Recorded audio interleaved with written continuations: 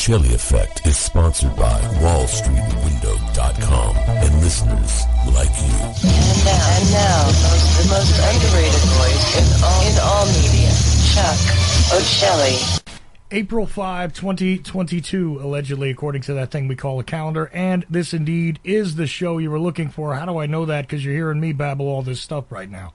So anyway, it's Tears Day, Tuesday, the second broadcast day of the Ochelli Effect. Second hour, we're going to visit again with Christie Aphrodite, who wants to clarify some of the things from last week's Tuesday appearance, because she's all about natural solutions and giving people information about things they might be able to just find, I don't know, under their feet, wherever they may be, that might be healthy things for you to consume. I got a whole email from somebody about dandelions and how they didn't realize you can eat those. Well, given that I got a vowel at the end of my name, yeah, I know you eat dandelions. But anyway, we'll get into that in the next hour. The second hour of the Ochelli Effect continues now at Ochelli.com, but it could be some other time, some other place, because whoever you are, wherever you are, welcome. As if that made any sense. Christie Aphrodite's with me.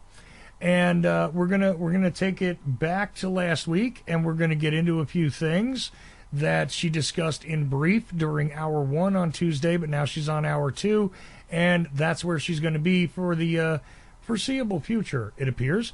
She'll be in that slot as long as she wants to, and we're going to talk about natural solutions.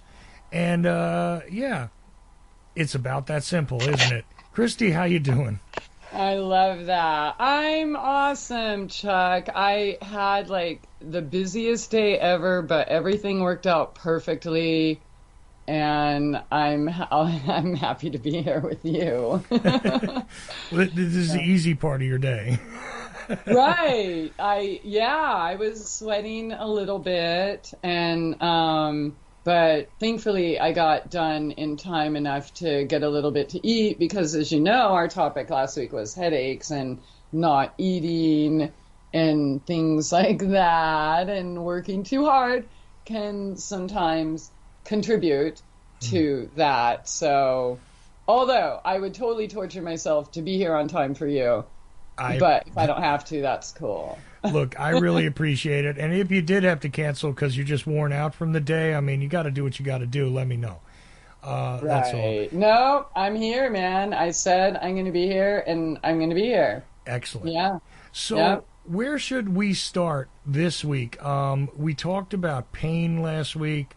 We talked about the idea that there are many things that are there right under your feet a lot of times, no matter where you are, that can be helpful and useful if you identify them, if you understand what is naturally growing around you. Weeds are your friends. Where shall we begin?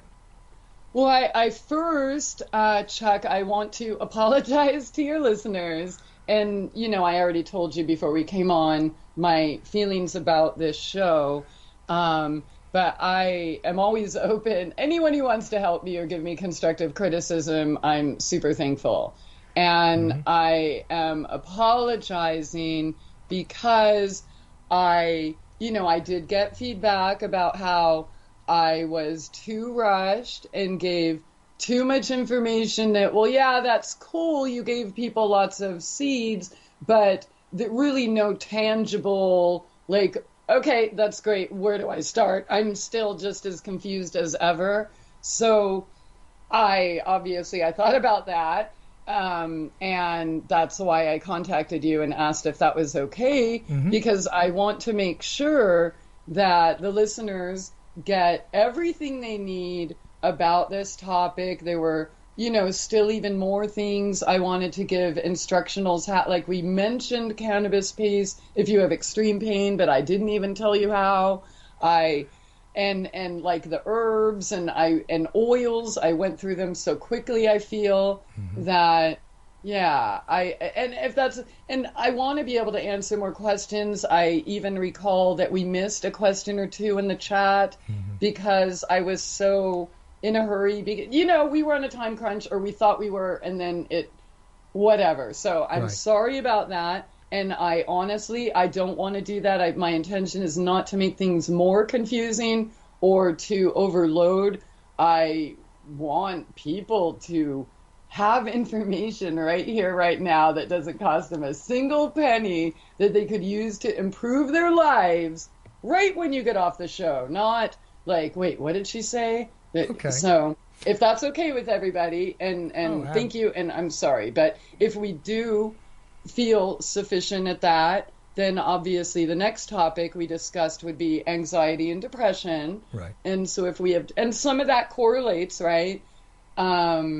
But yeah, I just think we should do a more succinct version that gives people tangible help if anyone has questions about last week. And of course you, Chuck, and the herbs and what to do with them. Okay, so you said basil. Well, what do I do? You know? Right. Okay. So do you want to start with cannabis paste, or do you want to start with basic herbs? Where should we begin, Christy? Okay, this is where I want to start because I kind of glossed over it last time. Again, the hurry. So let's start at the beginning. Okay. And you even brought it up at one point, like, so.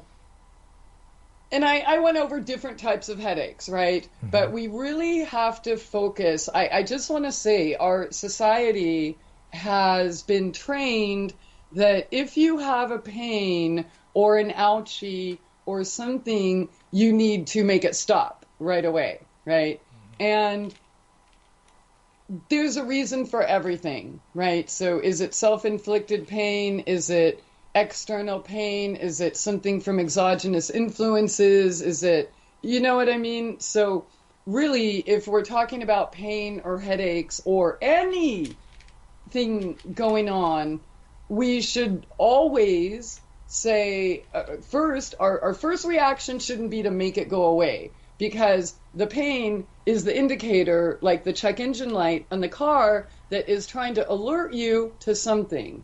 Now, if it's obvious, like, okay, I'm straining my eyes too much, of course, that's going to give me a headache. Or I carried way too many bags of cement today. Of course, my back and my butt's going to hurt, you know? So your first step is really evaluation, where... Assess, yes. Assess what is the causation here. Okay, I've got a pain, I've been alerted. So wherever it is, whether it's in your head or your foot or anywhere in between... you say to yourself, okay, so was there some extraneous motion or pressure placed on an area of my body? Was I standing too long? Was I reading too long? Whatever. So these are basic questions that you can ask yourself. Do I have a sinus infection? Do I have high blood pressure? Mm-hmm. Did I overexert myself? Am I dehydrated? Do I have a food allergy I don't know of? Am I super stressed? Do I have a nutritional deficiency? Or were you exposed to something that's having a negative impact? Environmental toxins, absolutely. Right. Biological warfare, yeah. Yeah, that too. That. That thing. Hunger even. Or aromas, odors, things like that. So we assess that first. Now, some of it's obvious, right? You just got hit on the head or whatever, you're straining your eyes or something. Then, obviously you need to do what you need to do to address the situation once you've ruled out all the other possibilities, right? Because let me tell you, if you have had headaches of unknown origin for 35 years, there's something going on, right? So treating the symptom and making the headache or whatever, the pain go away, isn't actually getting at the root and trying to address the actual problem causing it, right? And so we're taught here, Western medicine is essentially symptom management, and some of it works, and it'll suppress symptoms or whatever, but what else is also going on? And so that's why my approach is to always go to nature first. Well, right. Now, before you go any further, just a little thing I want to throw in here is that at one time I absolutely helped somebody cure their headaches. They were telling me they had a headache for like 2 months, and they couldn't get rid of it. And I just hung out with them for a little while and realized, guess what? They were using a crappy pair of sunglasses. And that's all there was to it. I said, you gotta get better sunglasses. These things are, I don't know, they're colored plastic, but they're doing you no good. And there is a bit of a science to sunglasses if you need them. And it's something that most people wouldn't even bother to look at. I get them to switch their sunglasses. Guess what? Headache was gone the next day, didn't come back. It was just a matter of what they were allowing to filter into themselves. Another thing you got to watch, air filters in your home, stuff like this. Even if you have air conditioning or whatever, I know a lot of people don't like that kind of, but if you're in the South, I mean, come on, man, you can't survive. You got to watch your filters. No, you can't. It's essential. Yeah, so dirty filters could even give you a sinus problem because air is blowing through them still, even though they're dirty. Right. So I'm just saying that you got to think about the tangential things as well. Not necessarily was I leaning up against a wall and my shoulder hurts, although that could be too. But sometimes you got to think about the tangential things, and there could be a simple, easy solution. Not always. You eliminate all that stuff. So now we're moving forward, and like you were saying, go ahead. I just wanted to make that little mark there and give you a second to think about where you want to go next.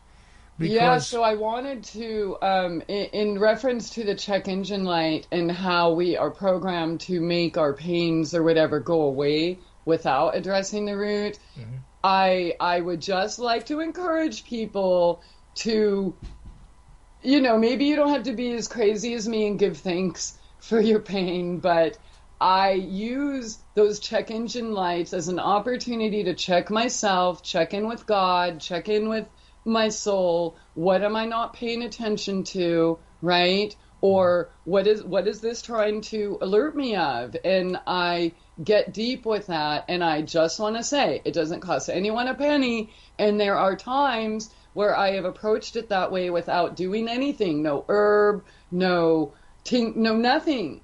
And the process of asking the questions within myself, in my own head, made it go away, right? So there's that.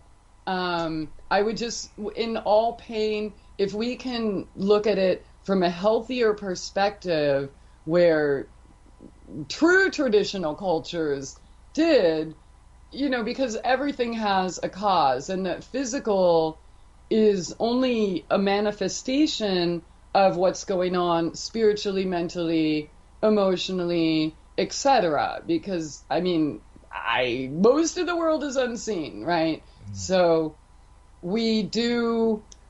I think if we are more mindful about thoughts that we're suppressing, right? And in particular, headaches. And I just want to say this is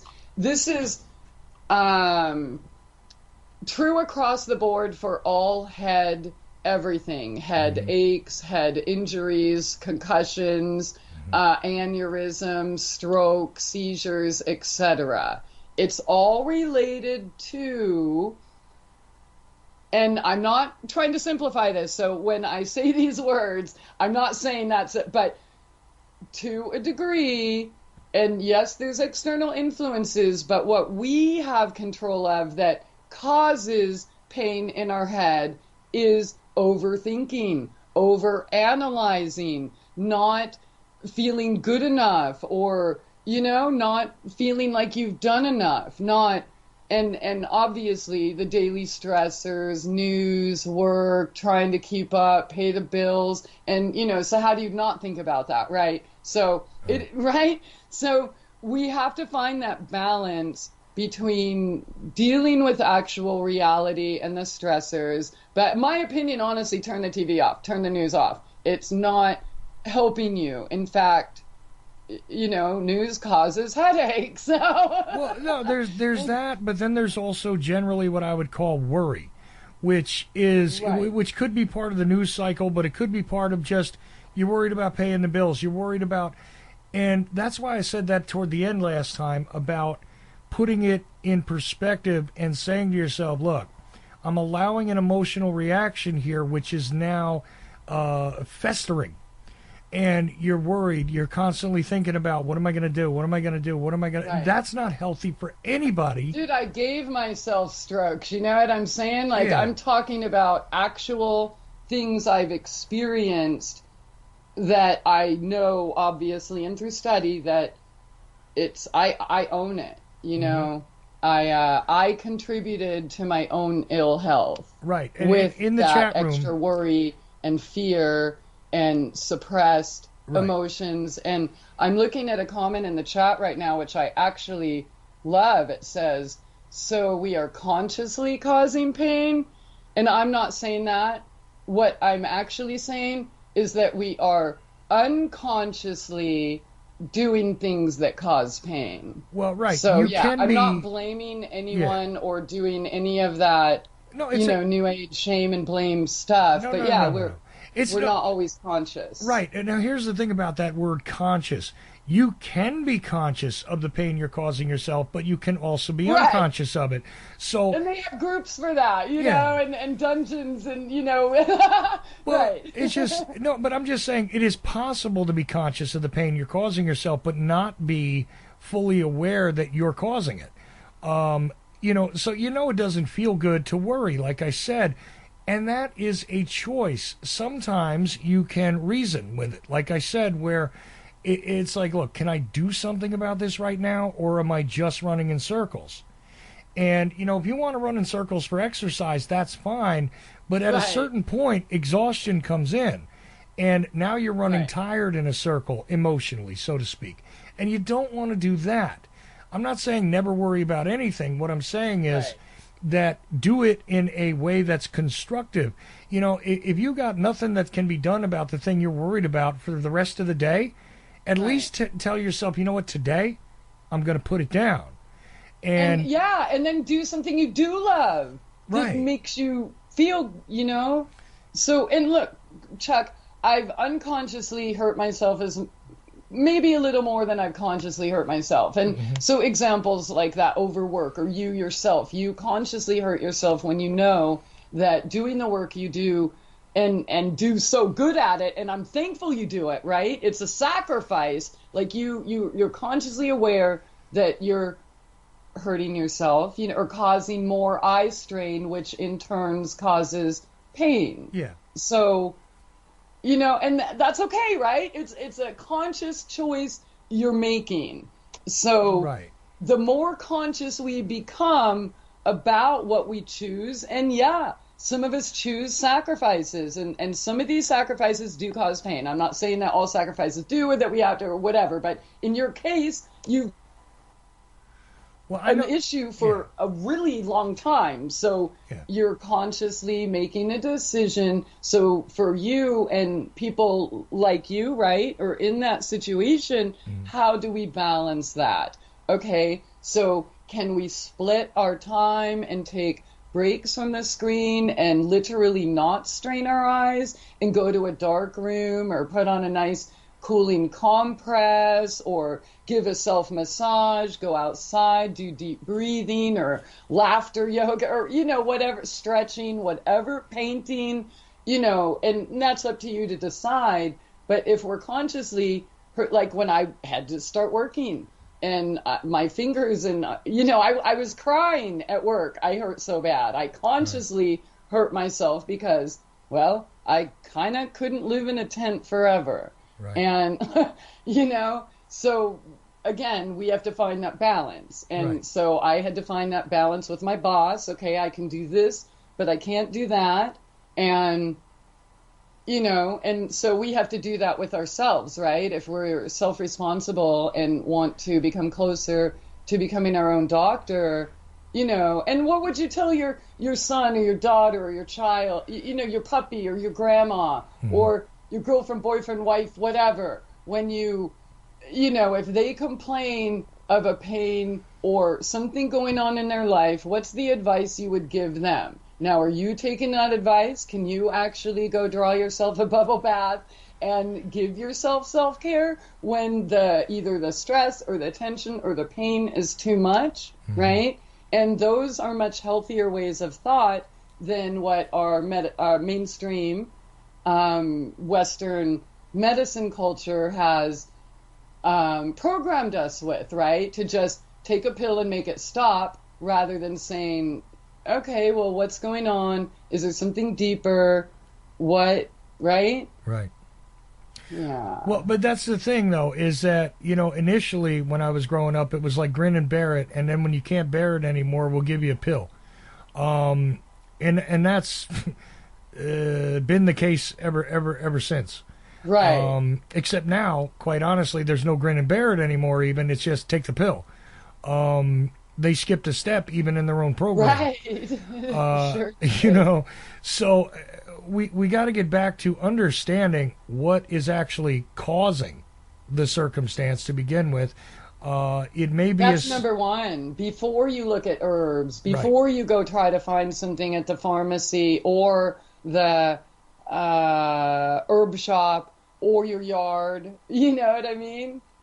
Yeah, before you try to stop it, let's at least come to a good idea what it is. Unless it's like a blunt trauma wound, right? Then you just need first aid immediately and figure it out later. But I don't know how often that happens. Well, as I said to you on the last show, look, as far as needing a battlefield medic, yes, indeed, allopathic medicine has your solutions. Right. You need a bone reset. I know how to do that, but not everybody does. So you may require somebody to help you with that. You don't know how to stitch yourself up, or you don't have the steadiness of hand to do so. You may require a little assistance. I get that, and that's fine, because that is all about stopping further problems, and there it is. You're cutting off the problem that's only going to get worse, and you need to think about your own psychology, your own spiritual being, your own whole holistic experience the same way. You got to first put a stop to what's causing the problem, and then you go to healing. And the first step in that process before you stop the problem is obviously you have to know what the problem is. Right. Bleeding. Right. So we have to change our mindset, in becoming more responsible for our health, instead of just the same, go to the pharmacy or go to the pill cabinet or go, wait 5 minutes or something, and ask, how did this happen? Do I need to... Okay, so let me answer this other question in the chat. It said, if Christy came down with a sudden migraine, what's the first thing she would do? Mm-hmm. So the first thing I would do is say, and I'm not saying everybody has to be like this, and I've been on this path for a long time, but I literally do give thanks for being here, and what am I not paying attention to? And the first question... Oh man, nope, I didn't drink enough water. The first thing I do is drink water. Always. First thing. Mm-hmm. Second thing I do is think, when's the last time I ate? Okay. And if I go through the process, I drink the water, I get myself something to eat. And if that doesn't do it, then my next step would be either to make a nice tea with what I have, but before the tea would be grab my peppermint oil and I would inhale it. And I would rub it on my temples or wherever the headache or migraine was, my temples and my sinuses, my nose, under my nose, and I would take deep breaths with both nostrils and then blocking one nostril at a time. And long, slow, deep breaths. So I would do that. One inhale each nostril and an inhale with both nostrils. Mm-hmm. So if that didn't work, my next step would definitely be my Pain Be Gone cream. And I don't think I've never been beyond that step before. But if I had to go beyond that step, then it clearly wasn't a dehydration headache or a lack of food headache. Okay, so then I would be questioning, am I having fear over something? Am I not feeling good enough? What am I stressed out about? Did I watch too much news? Am I fearing things I could do nothing about?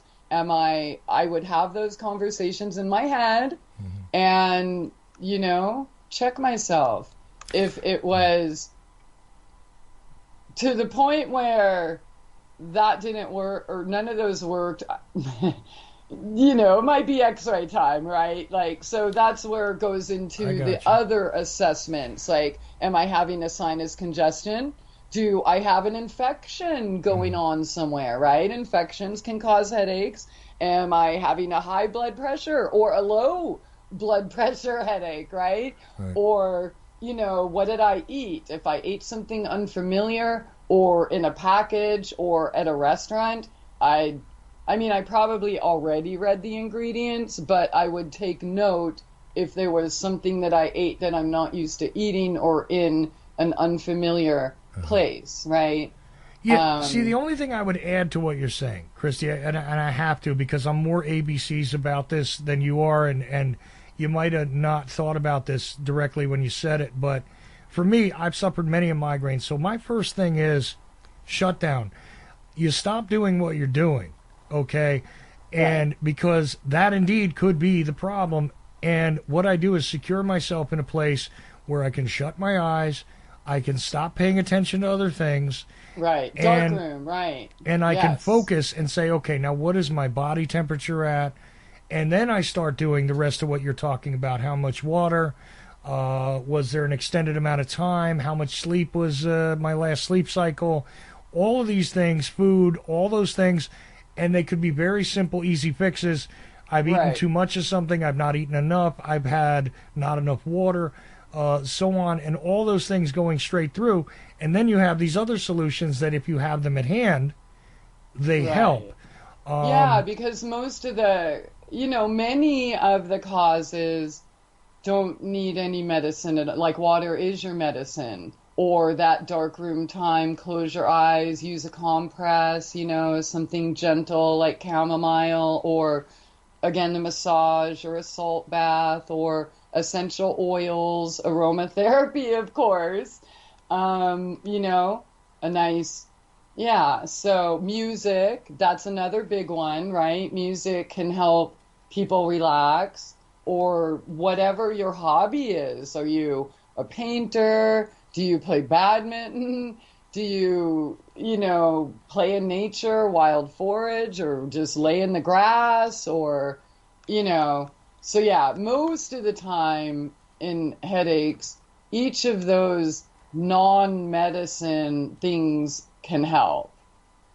So, now, I guess. So if we're past that and you have, say, herbs in your cabinet or in your garden, and you want to start using some of the herbs we talked about last week, like, say, skullcap or passion flower, rosemary, rose, chamomile, basil, lavender, nutmeg, thyme. As I mentioned, it was all the culinary herbs. But if you want to play with those, you can simply just add many, if not most of them, to your food. You can, if you have, I did discuss a little bit last week, if you have access to a willow tree, and not just white willow bark, but any willow tree will work, okay? But white willow, if you are able to discern the difference and you do have a choice, that does have the higher content of the salicylic acid, the salicin, the active ingredient in aspirin.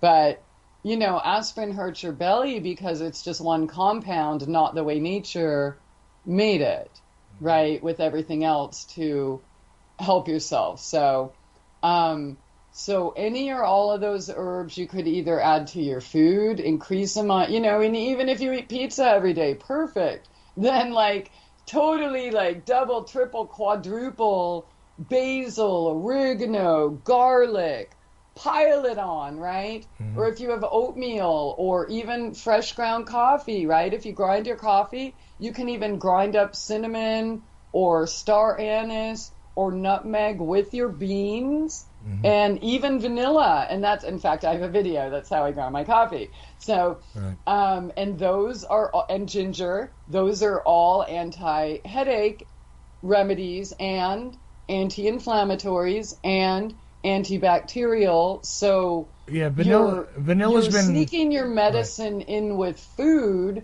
right? Make it a daily part, and then you won't hopefully ever actually need it as medicine, right? Right. Now, vanilla, I'm going to tell you I use all the time, but it's very difficult to get a hold of natural vanilla right now where I am. And it is very helpful. A lot of people wouldn't think of it, and you got to be careful. It's not the crap that's on the grocery store shelf, usually. Right. So I'm going to tell you how to make your own really quick. Okay.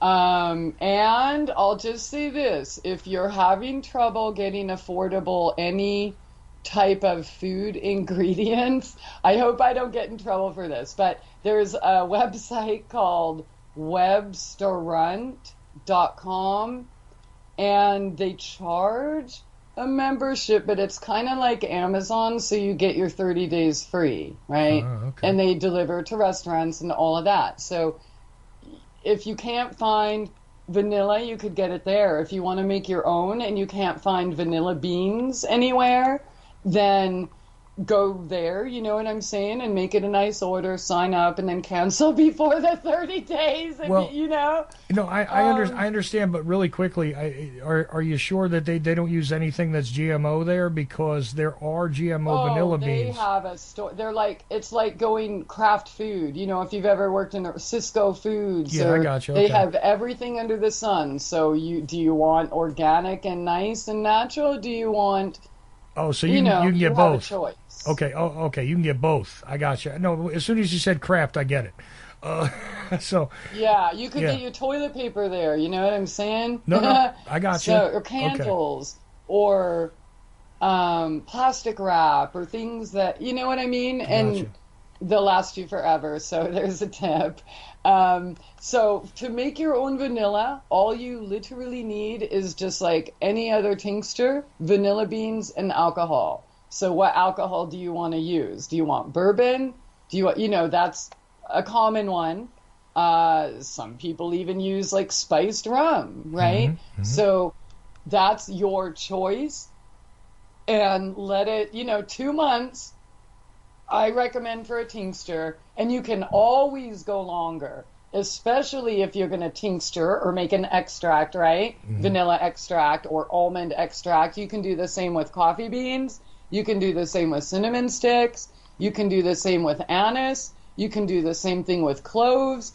And you can have all your own natural food extracts that also happen to be headache remedies and medicine available when you need it. And you can flavor your cake or anything else. Well, there you go. I mean, I like to flavor drinks with vanilla. So, I mean, it's just, again, I use caffeine a bit, which we did touch on briefly last time, that caffeine for some people is very useful. It has been consistently useful for me. So I do consume it. I recognize that there are drawbacks to that. But the drawbacks are outnumbered by the benefits for me. Right. I'm a coffee drinker. I mean, I don't, anymore drink gas station coffee. I'm not on the road all the time, but I do get fair trade, and I grind it and do my little, try to make everything I consume medicine. Like I mentioned, with the cinnamon, anise, ginger, nutmeg, vanilla. Now, really quickly here, because into grinding your own beans. Right. Now, really quickly here, somebody said in the chat room they're feeling a little overwhelmed. Maybe we should talk about making a tincture, because you mentioned them. The methodology that I'm used to is the hang it in a. Let me just be blunt. You take a bit of a lady's pantyhose, and you wrap your substance in that, whatever it is. You know where I'm going here, right? That's a great idea, man. Okay, so the alcohol doesn't destroy it, and it works as its own little filter. Don't get the cheap ones. Get the decent ones, and don't use used ones. Okay, brand new. All right, just saying. Okay, but you can. I love that, and it's ingenious in the fact that you or somebody came up with that. That's great. I don't know what they're made out of.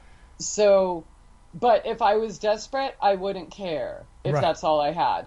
But truly, you don't actually need that at all, even though it's an awesome idea, right? And you could use like a cheesecloth or something like that. Again, awesome idea. You don't need it.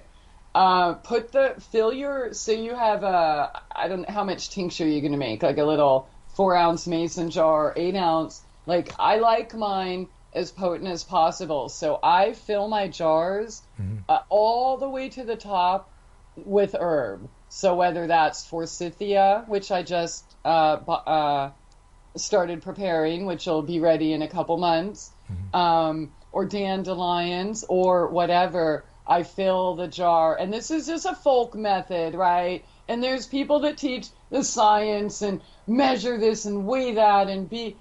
I'm not that girl. Okay.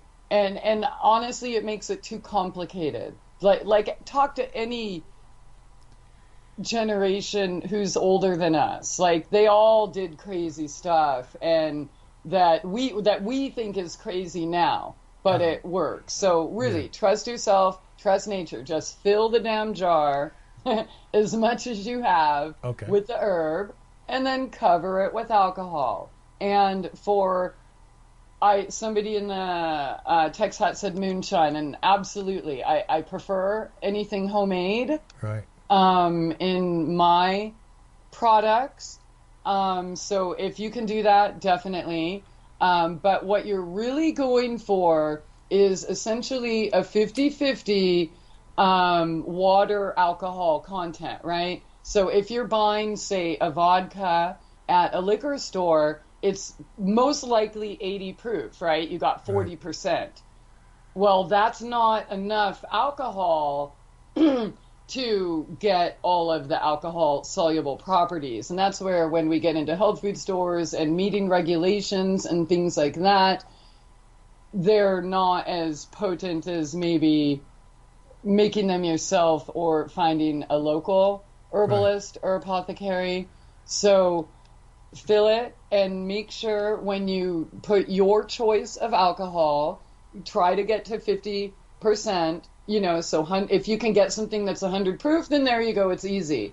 But you also have to keep in mind whether you're tincturing, say, something like a high water content, like basil, for example, or mint, versus echinacea. Echinacea leaves are dry and hard, and, so there are simple variations there. But if you shoot for 50%, or 55% if you're unsure, right? Because alcohol is also a preservative. So tinctures are going to last forever. Okay. Right. So back to the process, though, okay? Because generally speaking, you can do this process the same way with everything, but as you said, you'll have different results. Now, we take we fill it halfway with you said no, all the way. All the way with the herb. Whatever size jar you're using, fill it to the top with herb. And we're talking fresh herb here, not dried herb. Right. And the reason is because with the alcohol, you're also preserving the water-soluble characteristics of the plant, right? Okay. Because different menstruums, which could be water, liquor, oil, vinegar, right? Okay. They absorb different properties from the plant. Okay. So the alcohol and the water, like if you do, say, for example, Everclear with your echinacea or something, I mean, number one, it's going to be horrible. Number two, it will be potentially dangerous. And three, there's no water soluble properties, so you're not getting the whole plant again, right? So we might as well just make an aspirin. You might as well just crush it up and use it as a powder if you're going to do that. Exactly. For alcohol, use fresh herbs, not dried. Right. And and then cover the herb, however tall you fill your glass with whatever herb you're using, cover it with the alcohol, Okay. and then put a lid on it and treat it like a headache and put it in a dark room. And every day or every time you remember, hopefully once a day or at least every other day, go in and shake it up. And and I'm going to say again, give thanks, right? And also give thanks when you're picking the herb, like every single leaf. I have to include that. Mm-hmm. Look, giving thanks while you're creating medicine, as some people think that sounds hokey, it is. It's necessary. Please do it. Absolutely. And respect, right? You can't be like torturing or, doing bad things to yourself and then be like, oh, here, God help me. Like I'm just going to have this here and I'm not even going to say thank you for this precious herb and medicine that's growing freely, Right. Like, yeah, give thanks, please. No, thanks to the Creator, thanks to Mother Earth, something. Anyone you want. I'm not Exactly. going to name God or anything like that. Oh, no, Yeah. that was my point. Doesn't matter. Just give thanks for the creation of said thing. The Period. flower. Right. Right. Just the beautiful leaf, the beautiful fragrance. Right. Yeah, and I'm just going to mention this in case you're new. Like, I don't bring any herb into my house, after I clip it that has any wilt or any brown or any spot or anything like that, right? Mm-hmm. So feel free to cut all that off and again, give thanks, return it to the earth in the bed, but don't put it in your medicine. So how long do you need to leave?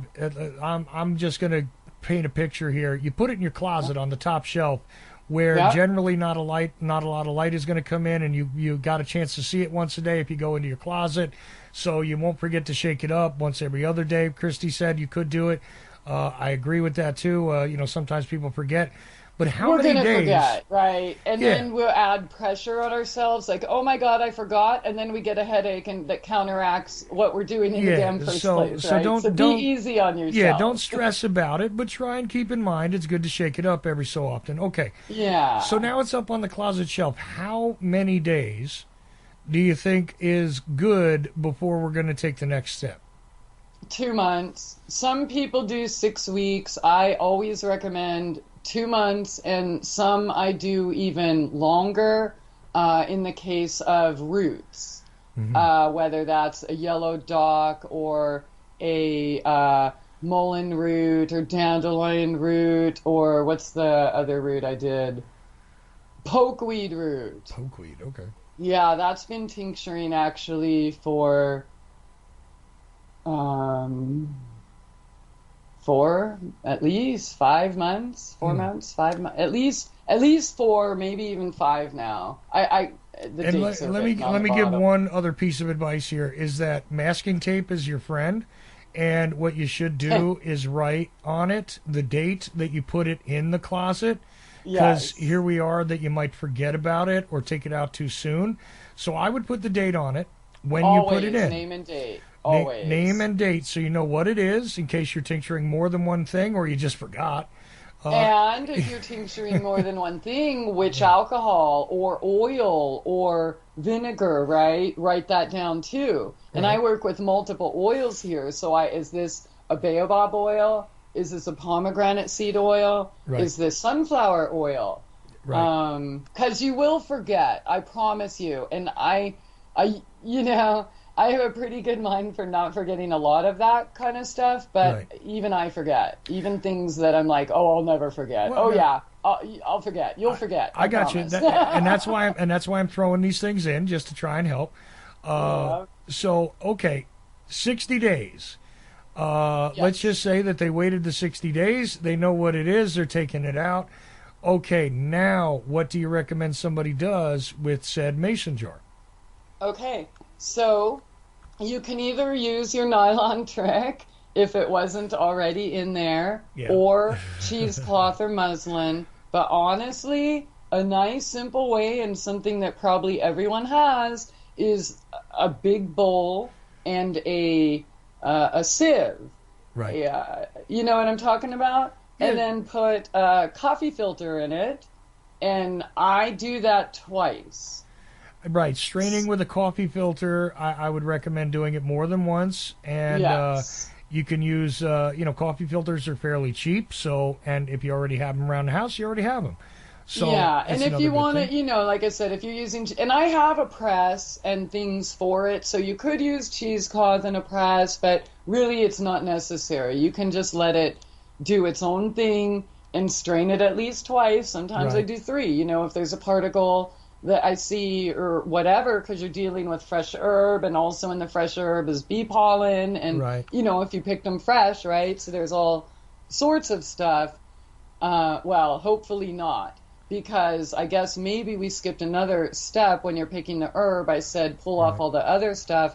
I always put it in like a colander or a basket and shake it, because there'll be like little insects or something like that, right? And it doesn't matter if one gets in there, that it's going to die in the alcohol anyways, and you'll strain it out. But still, if you don't want that extra protein, just shake the dandelion flowers or whatever in the colander a few times, or depending on how much or what I have, I'll put like a metal rack, and let it sit on or a screen, and shake it and get off all the particles, then put it in the jar. Okay.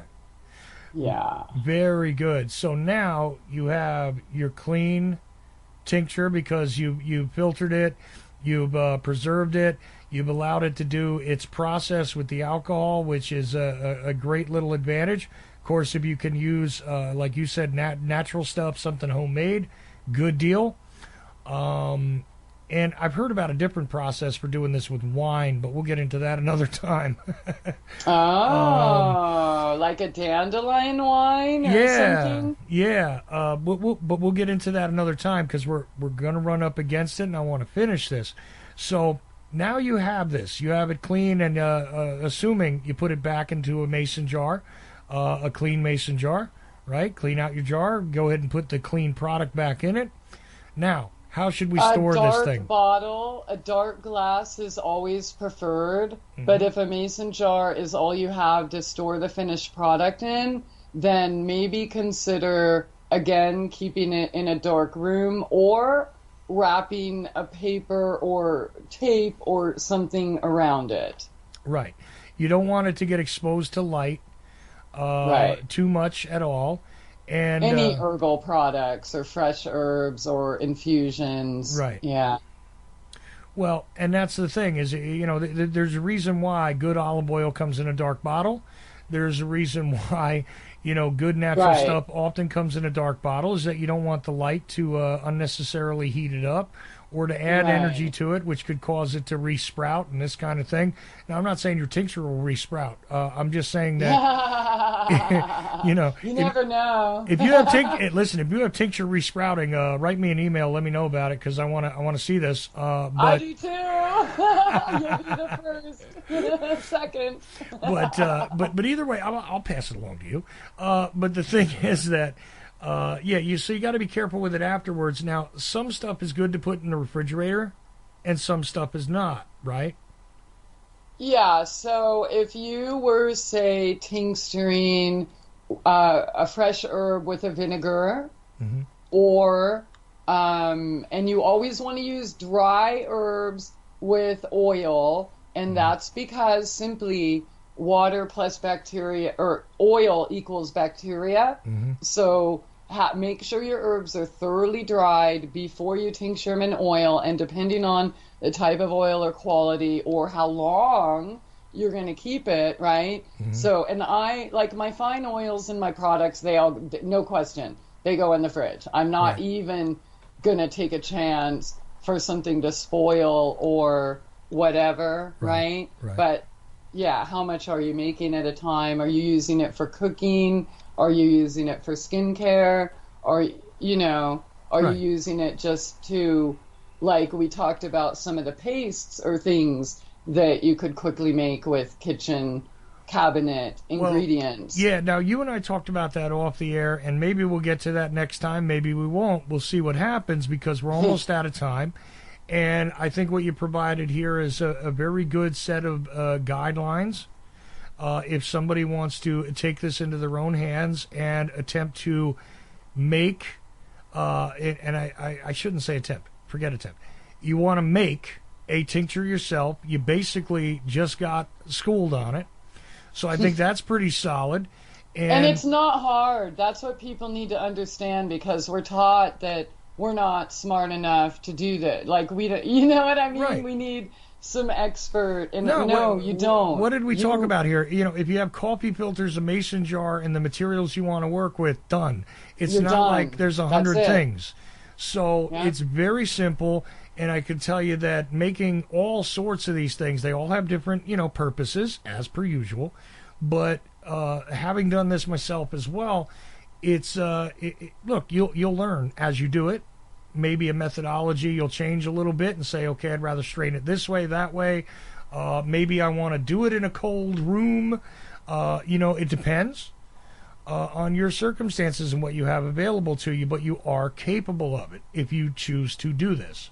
Yes. So, Christie, with that, I give it to you to close the hour, because we're actually done. so okay, well, another question came up on the check. Can I just buy it from Christie? So I will say yes, of course, and I'm always honored to help people. But I'm not trying to create dependence either, right? So I am just as happy to make a product for you as I am to teach you how to do it yourself. But if you did want to do that, then mytrueessence.net would be the site you check out. And if you have any questions or anything like that, just feel free to send me an email, and I will get back to you. It might not always be right away, but I will, and I'll help in any way I can. Right. Christie is doing exactly that, trying to help in any way she can. And one of the ways that she's helping is passing on some very simple, very basic knowledge that, quite frankly, a lot of our ancestors had, and we seem to have lost track of. Anyway, natural solutions are a possibility, and mytrueessence.net, yes, you can go over there and purchase products, but you can also contact Christie and find out how to make your own medicine, additives, and assistance, all brought to you by nature. I want to thank Sam Idolette for talking with me in the first hour about his book, Dancing with My Fate, and also Chris Christie, that's funny. Christie Aphrodite. Wow. Wait, what'd you just call me? I called you Chris Christie. Christie Aphrodite, as I try to close out the show. Christie Aphrodite. Someone might get a concussion. Oh, wait, sorry. Already beat you to it 8 times. Anyways, it is what it is. I love you, Christie. You know that. I didn't mean to call you that, so don't hold it against me. I know. Anyway, we'll be back tomorrow night, I assure you, and Christie will be back next week. So meanwhile, keep in mind that I am merely Ochelli, and all of you are indeed the effect. Good night.